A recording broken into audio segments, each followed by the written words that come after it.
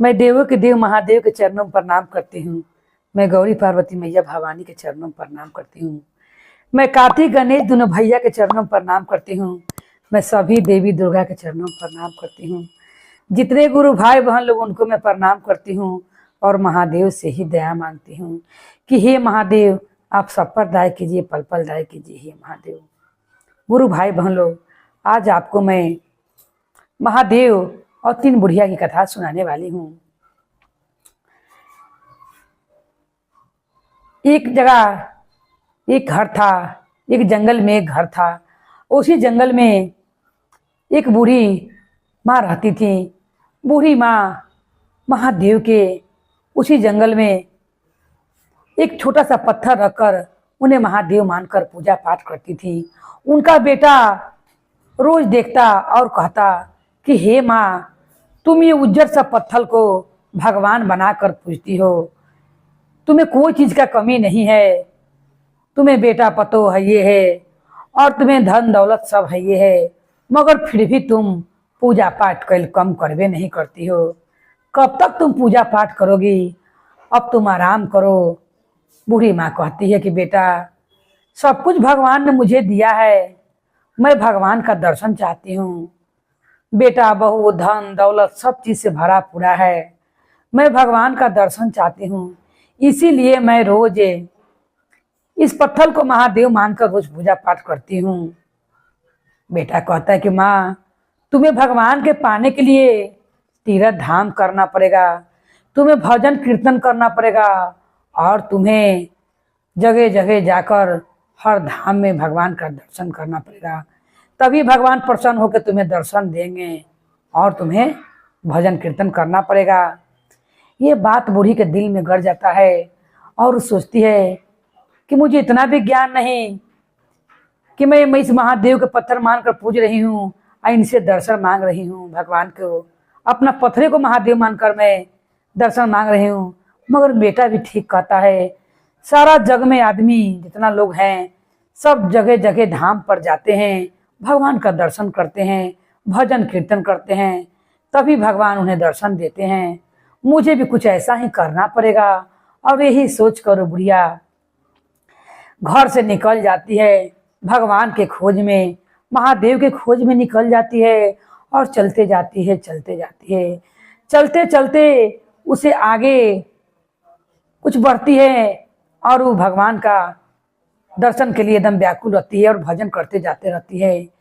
दूसरा बूढ़ी माँ भेटती है और कहती है कि तुम कहाँ जा रही हो बहन, मुझे बताओ। वो बूढ़ी माँ कहती हैं कि मैं महादेव के खोजने के लिए जा रही हूँ कि महादेव मुझे दर्शन दें, और मैं जब तक महादेव मुझे नहीं मिलेंगे मैं ऐसे ही चलते रहूँगी और मुझे कुछ पता नहीं है कि महादेव कहाँ मिलेंगे। बेटा ने तो कह दिया कि तुम्हें सब धाम पर जाना पड़ेगा। वो बूढ़ी माँ अपने बिना बेटा पतोह के बताए हुए और बेटा के बात सुनकर उसका मन विचलित था। वो घर से रात को ही निकल जाती है। बेटा उठकर देखता है माँ है ये नहीं है। तब वो कहती हैं दूसरी बूढ़ी माँ कि मैं भी तुम्हारे संग चलूंगी और मैं भी भगवान से जो चाहिए मैं भी उनसे मांग लूंगी। और बूढ़ी माँ दूसरे भी संग संग चलने लगती है। वो कहती है कि मैं भी महादेव का बहुत पूजा पाठ करती हूँ और उनसे भी मुझे बहुत सा मनकामना है कि मेरा मनकामना को पूर्ण करें। दोनों बूढ़ी माँ चलते बहुत दूर चली जाती हैं, फिर भी भगवान उन्हें दर्शन नहीं देते हैं। कहूँ उनका था पता नहीं रहता है कि वो कहाँ जा रही हैं। सिर्फ बूढ़ी माँ भजन करते हुए, और जिनका बेटा ने कहा था कि भगवान तुम्हें ढूंढला पर मिलेंगे, यहाँ पर बैठला से ऐ पत्थर के पूजा करने से भगवान नहीं मिलेंगे, यही सोच कर बूढ़ी माँ चलते जा रही हैं। भगवान के दर्शन के चाह में उनकी आंखें झरझर आंसू गिर रहा है और मुख से भजन चालू है। उतने में तीसरी बूढ़ी माँ कुछ दूरी पर मिलती हैं और कहती हैं आप दोनों गुरु बहन कहाँ जा रही हैं? वो दोनों बूढ़ी माँ कहती हैं मैं तो अपने भगवान के दर्शन के लिए जा रही हूँ कि मुझे भगवान कब दर्शन दे दे। और ये दूसरी बूढ़ी माँ कहती हैं जो बाद में मिल रहती हैं कि मेरा जो मनकामना है वो महादेव पूरा कर दे, इसी के लिए मैं यही बूढ़ी माँ के संगे संगे जा रही हूँ। उतनी सड़कें जो रहती हैं बूढ़ी माँ वो कहती हैं तो मुझे भी संग ले चलिए, मैं भी आप लोग के संगे चलूंगी और मुझे भी जो जो चाहिए वो महादेव से मैं मांग लूंगी मन ही मन चलते चलते, और वो मुझे भी दे देंगे। तीनों बूढ़ी माँ चलने लगती हैं, मगर ये दोनों बूढ़ी माँ के मन में कुछ और ही था। मगर उनका जो बेटा जिन्होंने कहा था क्या घर पर बैठने से कुछ नहीं मिलेगा, उनका मन तो एकदम सच्चा था। वो बूढ़ी माँ के वो सच में भगवान का दर्शन करना चाहती थी।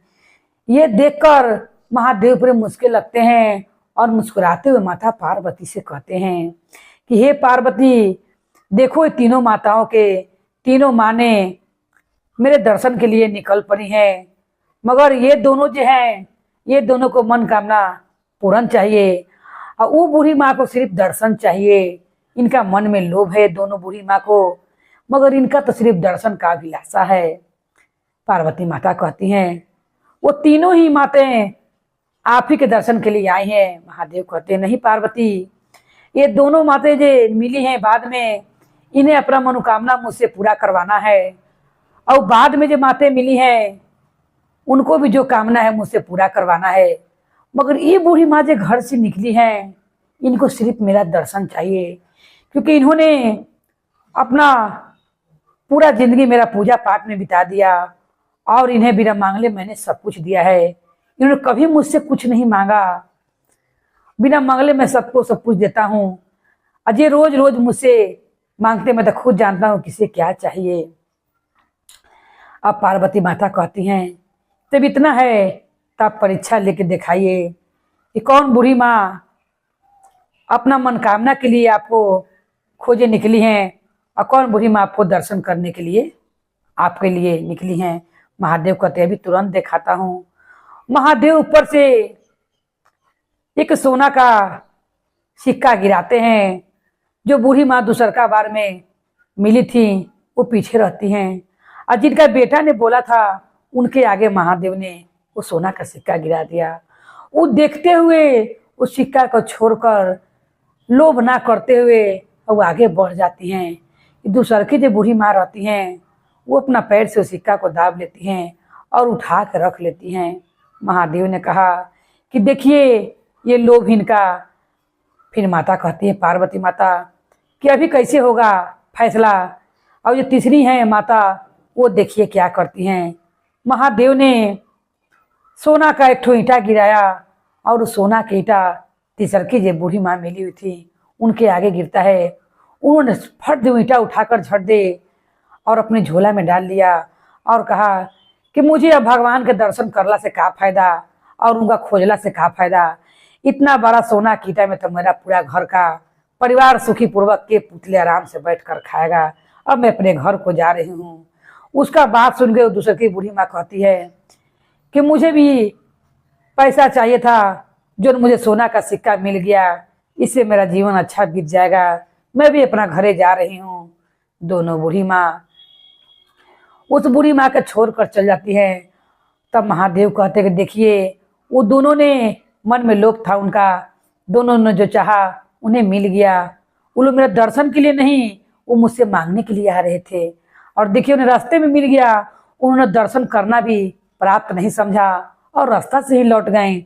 मगर ये बूढ़ी माँ के देखिए ये दर्शन के लिए कहाँ से कहाँ चली आई हैं और उन्हें मालूम भी नहीं है कि मैं कहाँ रहता हूँ। चलती जा रही हैं चलती जा रही हैं।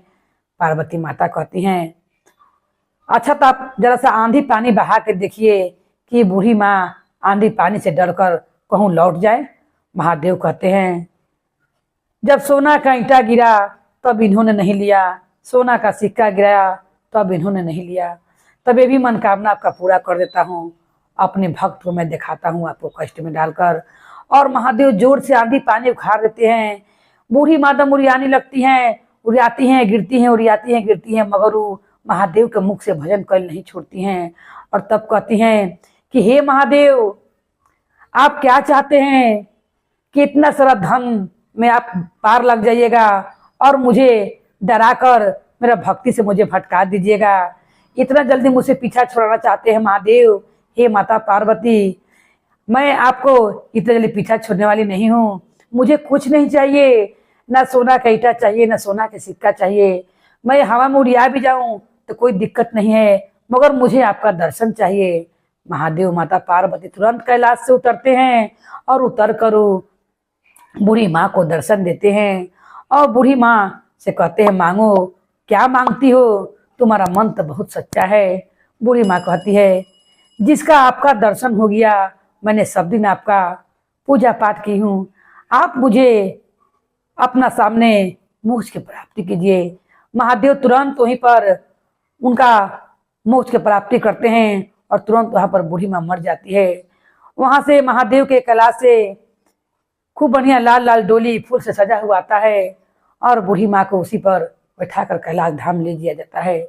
आगे के महादेव माता पार्वती और वो डोली पर सवार बुढ़िया सीधे कैलाश को पहुंच जाती है।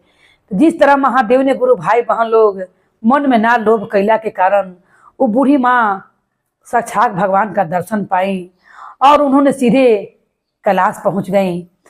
महादेव की कृपा से उसी तरह गुरु भाई बहन लोग मन से लोभ निकाल कर और प्रभु का ध्यान कीजिए और उन पर अपना ध्यान को केंद्रित रखिए और महादेव से हर समय दया मांगिए और उनका चर्चा का गुणगान कीजिए। एक दूसरे को चर्चा के बारे में बताइए और मेरा कथा को भी एक दूसरे के सुनाइए, दूसरे से शेयर कीजिए कि सुनकर उन्हें भी ज्ञान हो।